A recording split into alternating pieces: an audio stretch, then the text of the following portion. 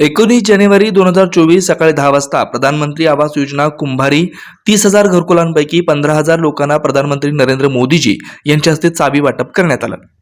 या कार्यक्रमासाठी दक्षिण सोलापूर मतदारसंघाचे आमदार माजी सहकार मंत्री सुभाष बापू देशमुख व मनीष भैया देशमुख यांच्या मार्गदर्शनाखाली प्रभाग क्रमांक 19 नीलमनगरमध्ये 60 रिक्षांची रॅली काढून एक चांगलं वातावरण निर्माण केलं। माजी सभागृह नेता श्रीनिवास कर्ली, माजी नगरसेविका सौ वरलक्ष्मी श्रीनिवास पुरुड,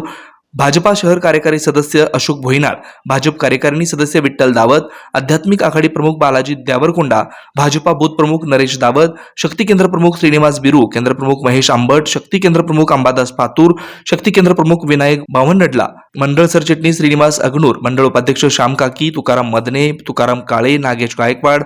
रवी काळूर, अंबादास कोडंगल, राजू वणे, श्रीनिवास कामूर्ती, रवी एलपू, वासुदेव गोटीमुकुल, बालाजी यादगिरी, राजश्री बोयनाल, सुमन काळूर या कार्यक्रमासाठी भाजपा पदाधिकारी, कार्यकर्ते व नागरिकांनी कार्यक्रमासाठी चांगली उपस्थिती दाखवली होती।